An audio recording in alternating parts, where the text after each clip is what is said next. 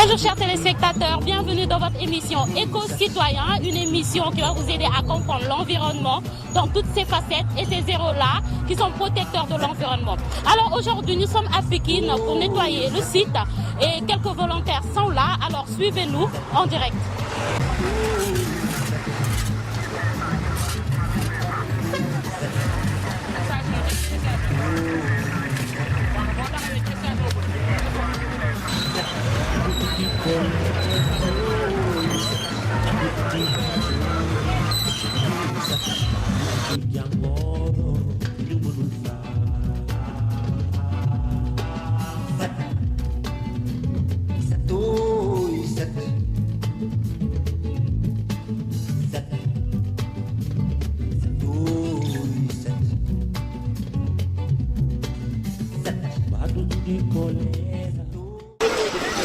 Alors on est là avec Madame la députée Marisol Ndiaye qu'on va interviewer, qui va essayer de nous éclaircir sur le nettoiement de Pékin aujourd'hui. Alors bonjour Madame. Bonjour. Alors Madame, comment vous trouvez cette journée d'aujourd'hui? Voilà, déjà c'est un acte à saluer par rapport aux différents organisateurs et dire que Pékin en avait besoin. Apparemment depuis 2014, je ne dirais pas apparemment, c'est vérifié, depuis 2014 les grandes artères de Pékin n'ont pas été touchées, n'ont pas été réellement touchées dans le nettoiement à fond. Aujourd'hui, ce que nous voyons dans le département de Pékin, surtout pour nous qui habitons le département de Pékin, qui portons le drapeau du département de Pékin, si on voit des actes pareils, on ne peut que s'y associer, on ne peut que s'y participer et demander que ça soit pérennisé. Demander que ça soit pérennisé dans le bon sens et que les collectivités territoriales surtout prennent leurs responsabilités. Aujourd'hui, on voit que la plus grande artère de Pékin, l'entrée de Pékin, la sortie de Pékin est désencombrée, bien nettoyée. Tout est clair. Vous voyez aujourd'hui l'éclat que Pékin reflète. Donc c'est un atout pour le département de Pékin aujourd'hui. Mais il faut que les collectivités s'assument et qu'il y ait suivi. Sinon, moi je dirais que c'est peine perdue. On est là depuis 9 heures et on n'est pas prêt de partir. Vous voyez l'état où étaient les rues de Pékin. Si aujourd'hui on arrive à tout enlever et qu'après demain on repasse ici et qu'on voit le sable, on voit l'encombrement, on dira que c'est peine perdue. On ne veut pas de ça. Tout ce que nous voulons, c'est que Pékin qui est notre Almadies, Pékin qui est notre mec même, je vais dire, que Pékin reste dans le bon sens, que Pékin puisse au moins donner le tempo par rapport à sa visibilité. Alors Madame la députée, si nous comprenons bien, le nettoyage de Pékin ne s'arrête pas aujourd'hui. Alors quels sont vos objectifs? Waaw loolu nag moom damay préférer même wax ak askanu Pékin même tey ay nit ñoo jóg songu liggéey bi mais man li ma gis mooy ñun doomu Pékin ñun ñooy bàyyi naan sànni si suuf ñun ñooy bàyyi jël suñu mouchoir fomp sànni si suuf tey li ñu war mooy acte bi ñu def nii ñëpp xam nañ que ni ça demande des moyens que ça soit financier et humain mais tey li ñu waroon mooy ñu fu ñu romb tey dans le département fu ñu nettoyé dinañ fa bàyyi corbeille nañu askanu Pékin doomu Pékin ñii dugg Pékin ñii génn Pékin nañ ñu dimbale ba nga xamante ni daañ ñu bàyyil suñu département mu set daañ ñu bàyyil suñu département aussi mu nekk département boo xamante ni comme ni ko ñëpp ko xamee département la boo xam ne fierté fi la fekk baax gëm sa bopp fi la fekk baax mais nag toujours est-il que il faut mu nekk dans un bon cadre il faut que l'environnement soit sain il faut que les anges de Pékin les habitants de Pékin se sentent même dans leur quartier de luxe même vais-je dire donc loolu pour mu am nañ ñu jàppale ñun ñëpp et donnons-nous la main dans ce sens pour réussir cela. Donc dafa am ay objectifs lan mooy objectif bi. waaw objectif yi mooy comme niñ koy waxee zéro déchet à Pékin. Et zéro déchet à Pékin, je pense qu'il y a des préalables à poser. Aujourd'hui, un pion a été posé, mais je me dis que desna. Il faut que nous allions dans les écoles. Il faut que nous sensibilisions les gens. Il faut que nous fréquentions le marché aussi. Parce que les poulots qui sont là, si nous réussir l'éducation à l'école, réussir dans les marchés, fait pour faire une bonne identité, nous réussir. Nous atteindre notre objectif. Pékin, qui d'autre forme rouge, qui d'autre for casse plastique. Et encore, l'État daf ñu war a jàppale si loolu du moment qu'il y a une loi qui a été votée pour les sachets plastiques nañ ñu si dimbale il faut que loi yi ñuy voté du ko dugal si tiroir yi ñu bàyyi ko nañ leen di mettre en vigueur comme il se doit pour l'intérêt de tout un chacun.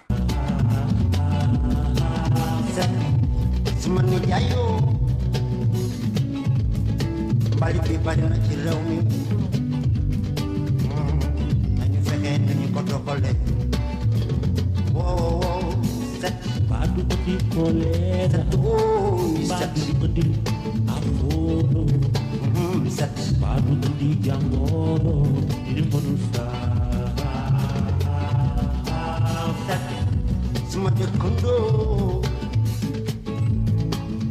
nañu fexe nañu doxale mbalit mi ndax daara ñu mën a noyyi waawee set Badu di kolera, set badu di apolo, set badu di jangoro, nyuman set set set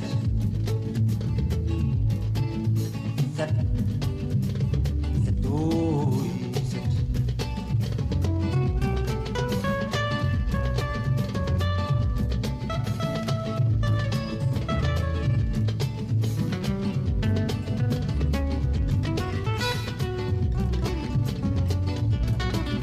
set badu yak sunoi, set badu di apolo, set badu di jangoro, nyuman sama dëkkandoo mbalit mi nañu fexe ni ko fi doxale ndax ñu mën a noyyee set badu di kolera, badu di apolo, set badu di jangoro, nyuman. Alors nous sommes avec Monsieur Dia à Pikine pour le Clean Up Challenge que nous allons laisser se présenter avant de commencer. Oui, je m'appelle Malik Dia. Donc, je suis le coordonnateur du collectif pour un Rufisque propre. Donc, le dimanche 28 avril, donc c'est nous qui organisions le Rufisque Clean Up Challenge. D'accord, Monsieur Dia, c'était quoi en fait votre objectif d'aujourd'hui? Bon, aujourd'hui, nous sommes venus répondre à nos frères pékinois donc pour leur clean-up, qui pour nous est un moment important dans la vie de l'assainissement même du Sénégal.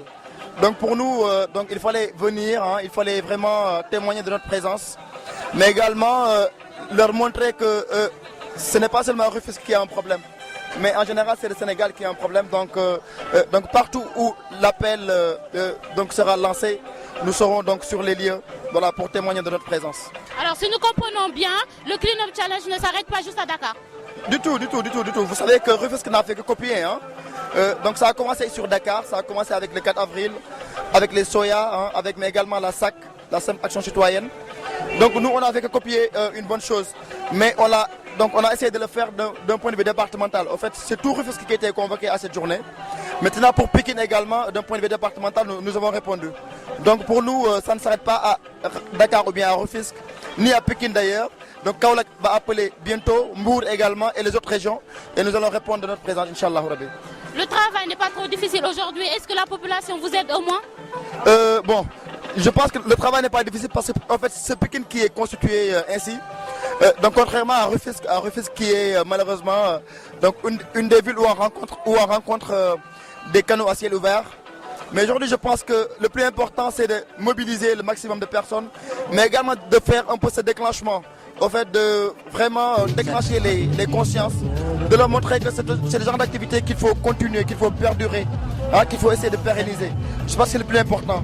Donc pour nous, cette journée est un lancement, comme ce fut à Rufisque. Donc le plus important, c'est de pouvoir le refaire encore et encore. D'accord. À vous entendre, nous voyons très bien que vous êtes très engagés.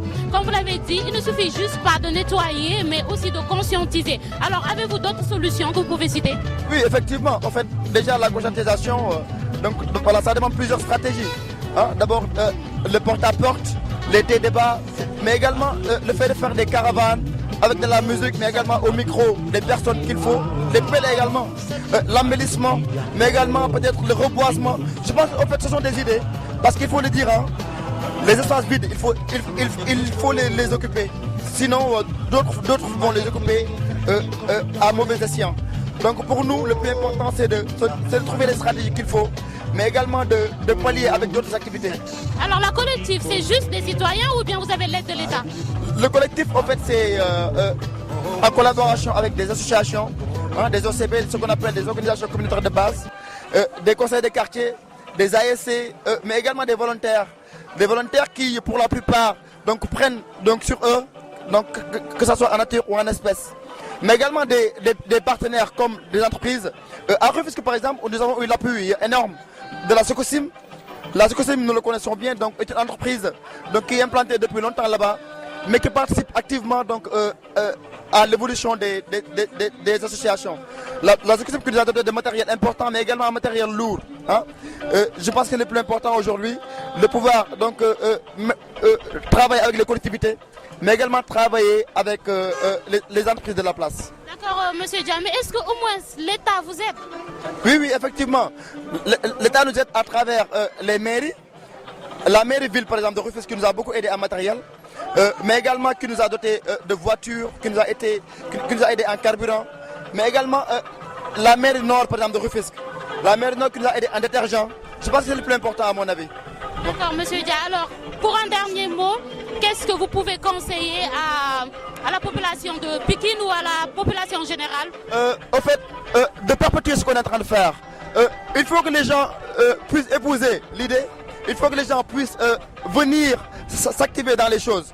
Maintenant, on a beau trouver des partenaires, on a beau trouver du matériel, on a beau vraiment faire la communication qu'il faut. Mais si les gens ne répondent pas, si la mobilisation n'y est pas, ça vaut à zéro à notre avis.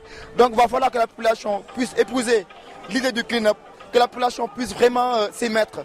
La citoyenneté, l'activisme, pour nous aujourd'hui c'est ce qui va pallier à nos collectivités.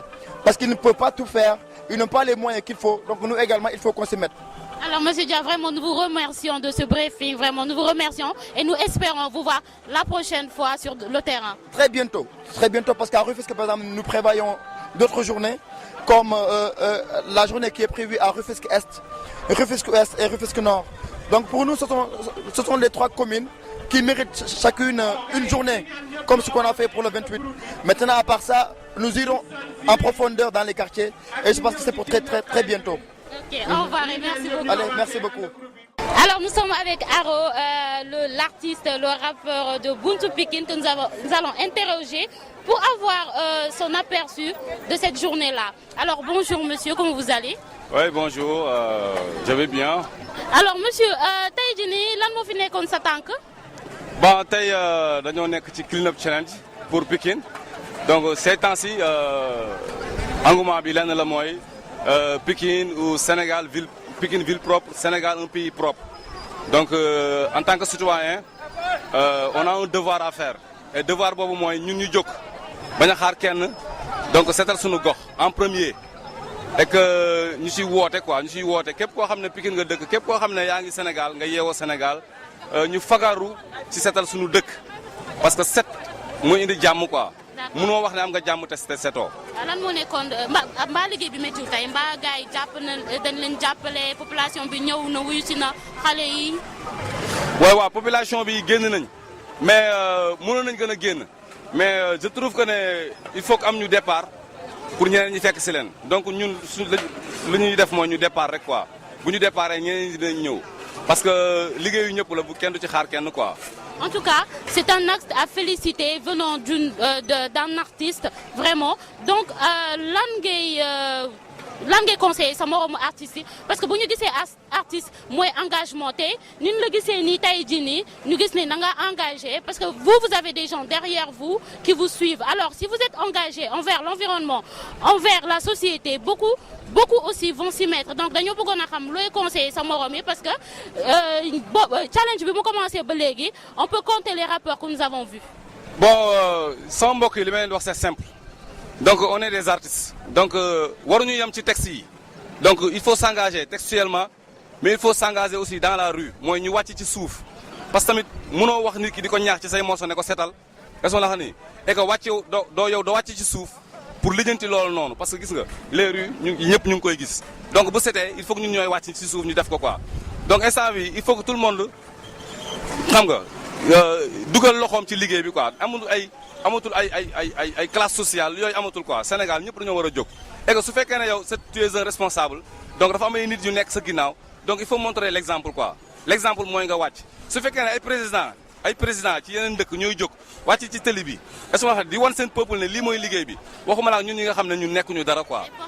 ok donc il faut que ñun ñëpp ñu jóg amul ay kii mooy diw Sénégal moo ñu jur Sénégal moo ñu jox lépp lu ñu am donc ñun tamit dañoo war a lépp lu ñu am ñun tamit dañu ko war a delloo Sénégal quoi loolu mooy yoon maa ngi woo artistes yëpp quoi yaa xam foo mën ci nekk nga wàcc est-ce que nii parce que tey monde bi instant bi mu ngi souffrir on parle toujours de dérèglement climatique lépp lu ko indi mooy tilim bi mbuus yi mbalit yeeg yooyu noonu donc on en a assez quoi il faut que ñu jóg suñu bopp quoi. waaw c'est vrai mais avec ce genre de situation ay challenge clean up challenge nii est-ce que yéen entre artistes jëmoo leen créer benn collectif boo leen xam ni collectif artistes la à chaque fois bu ñu war a descendre sur le terrain avec les clean up challenge ngeen booloo ñëw nekk ci liggéey bi. bon c'est des fois soo créé collectif pour les bu nekk ay artistes kese après day indi blocage quoi les autres vont se dire que c'est un collectif pour les artistes. donc da ngay nekk benn collectif boo xam ne c'est pour tout un Sénégalais képp koo xam ne citoyen nga rek lii da la concerné donc collectif bi mooy que les Sénégalais ñëpp yaa xam maire nga jigéen nga góor nga ñëw nga fekk si lii et c'est un message ah c'est un message bu ñuy wax autorités yi quoi leneen ñun bëgg nañ dëkk bi set donc il faut que ñoom ñu accompagner affaire bii nii quoi donc ñun ñu jóg ñoom ñu jóg est-ce que la xam ni génn seen bureau yi ñun tamit ñu bàyyi suñu plume yi à un moment wàcc ci terrain bi ñun ñëpp ñu liggéey quoi appel bi loolu la waay. Aro mbaa yaa ngi conscientiser jeunesse bi nekk Pikine mbaa yaa ngi wax ak ñoom ci wàllu mbalit bi.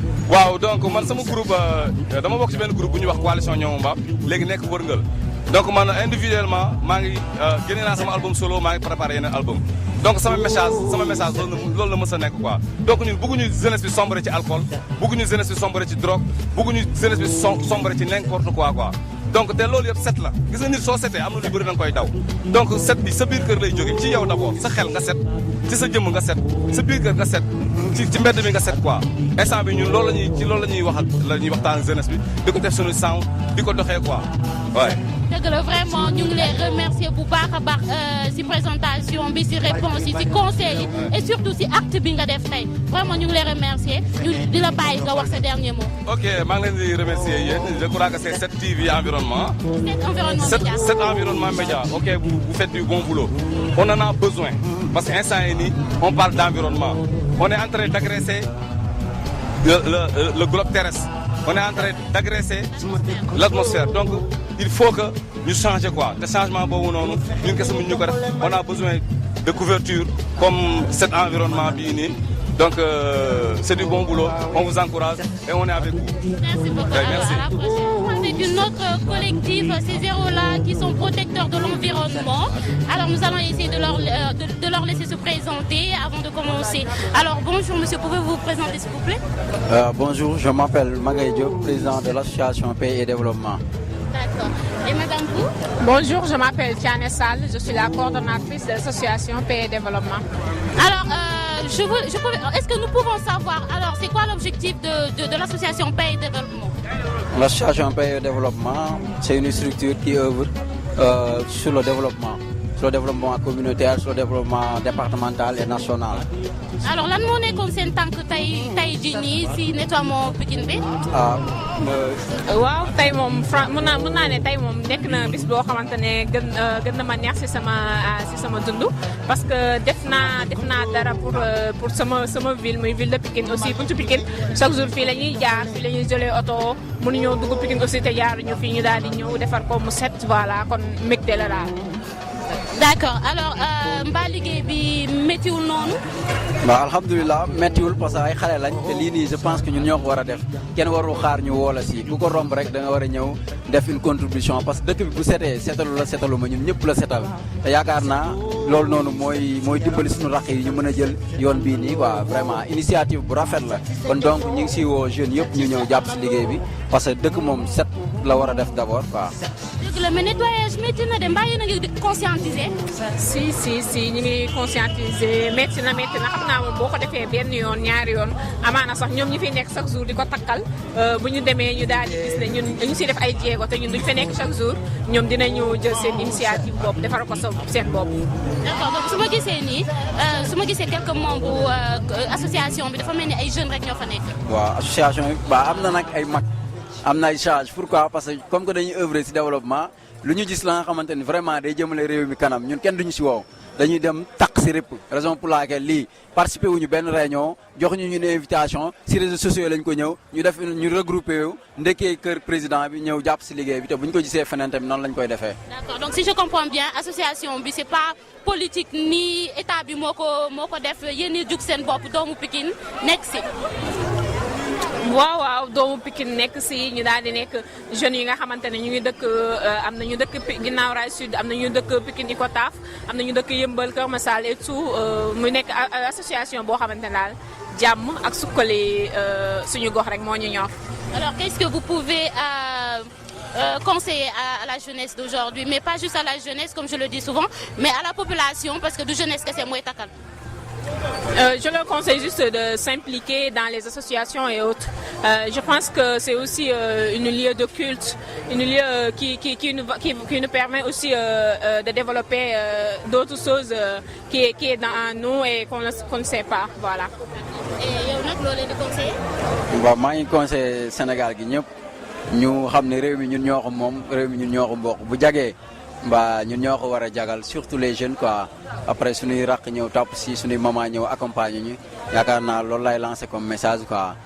jaajëf merci waaw bien sûr di ngeen ñu gis feneen fu dul fii incha allah. merci ok ciao. On est la relève du conseil départemental de Pikine.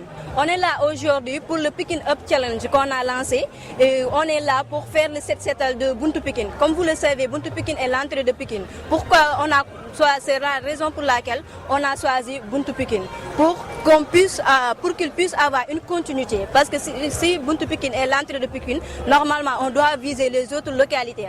Raison pour laquelle on est là et nous on est la relève du conseil départemental de Pikine. Toutes les gens sont là, Yeumbeul Nord, Guinaw Rail Sud, tous les autres conseils sont présents aujourd'hui pour qu'ensemble qu'on puisse réaliser la volonté de l'État. Comme vous le savez, le président a lancé le zéro déchet et on est là pour concrétiser cela. Vous parlez déjà des perspectives d'avenir. Vous avez cité tantôt le point de Buntu Pikine que vous avez déjà pratiquement sillonné. Après Buntu Pikine, où est-ce qu'on peut vous attendre prochainement? Déjà, vu qu'on est ici à Buntu Pikine, vous pouvez nous attendre aux autres communes. Vu que Buntu Pikine, c'est la porte d'entrée, comme continuité, pourquoi pas sillonner aux autres communes? Les autres communes. La commune de Pikine. Oui, c'est ça, oui. Et Guinaw Rail Nord, Guinaw Rail Sud, Guinaw Rail Nord. Pourquoi pas Yeumbeul Nord? On va faire la décentralisation. C'est votre première activité si on comprend bien. Ah ouais. C'est ça? Oui. Et quelle est l'implication des autorités? Je parle bien des élus locaux par rapport à ce projet. Parce que comme vous l'avez constaté, vous avez vu la présence des ministres, non? Il y a des journalistes qui sont venus. Et il y a des jeunes. Les jeunes sont là aujourd'hui présents. On sent une forte présence de la jeunesse. Les maires vous ont aidé? Ah oui, bien sûr. Qu'est-ce qu'ils vous ont donné exactement? De l'argent, des matériaux? Oui, c'est ça. Les matériaux et les chercheurs d'eau. Et aussi les appuis, présentement, ils sont venus aussi. Ils sont venus, ouais. Quel est votre message à l'endroit de la population après le 7 septembre? Ça doit forcément avoir un suivi. Quel est le message pour qu'ils puissent maintenir la propreté? Déjà, je me dis que vu que ici on a fait le 7 septembre, pour que cela puisse poursuivre, il faut que les gens arrêtent de jeter les ordures. Il faut eux-mêmes qu'ils se portent volontaires de la continuité de ce travail. D'accord, alors merci beaucoup. waaw asalaamaaleykum mbokk Pikine bon maa ngi nuyu ñëpp di sant ñëpp maa ngi tudd Babacar Niang ñu gën ma xam ci tàcc maa ngi dëkk Pikine Nord. waaw tey doyen ñu fekk la ci benn set setal bi nga xamante ne ay ndaw ñu dëkk Pikine ñëpp ñoo ko nekk di organiser ñu bëggoon a xam naka ngay apprécier liggéey bi nga xamante ne moom la jeunes yi organiser. waaw Germaine maa ngi lay sant di la gërëm vraiment ci invité bi ma invité nii pour moom mën a ñëw wax si wii vraiment lii dama koy rafetlu man je me dis que c'est la première fois à Pikine benn set setal départemental fukki gox ak juróom benn yëpp daje fi tous les couches sont là vraiment lii dama koy rafetlu tey Pikine yëpp ñu ngi koy rafetlu waaw. tey en tant que doyen nga yàgg Pikine li nga xamante ne moom moo nekk poste de Pikine tey boo amoon ay perspectives d'avenir lan lay nekk dénkaane pour Pikine. waaw damay wax rek ne man wax naa ko fee sànq nee naa leen ñun li ñu am ñun Pikine xamuñu ko tey climat bii ñu am rek Pikine rek a ko am ñun yàlla moo ñu teral tey boo demee Tambacounda tey instant yi ñu ngi sol silettement ndax tàngoor bi fa ne nga dem ci yeneen dëkk yi mi ngi tàng jër tey climat bi ñu am nii ba tey ñu nekk nii di liggéey dans l'harmonie gisoo kenn ku ñàkk gisoo kenn ku sonn c'est que Pikine li ñu yàlla may moom moo rëy te xamuñu ko kon donc dañuy wax rek ne les mains dans la main ñu liggéey ànd defar Pikine parce que Pikine dafa jot ñu liggéey ko waaw Pikine dafa jot ñu liggéey ko te Pikine jeunes yi rek ñoo ko mën defar waaw niñ mën a liggéeyee Pikine mooy lii nii acte citoyen bi ñu def nii dafa rafet chaque mois war nañu dajaloo xool benn gox fii ci Pikine Kër Massar que soit muy Diamaguène Sicap Mbao wala muy Technopole wala fi mu mën di ne ñu nettoyé ko parce que liggéeyee sa gox ci jaamu yàlla la bokk. Merci beaucoup. Waaw kontaan naa jërëjëf. Merci.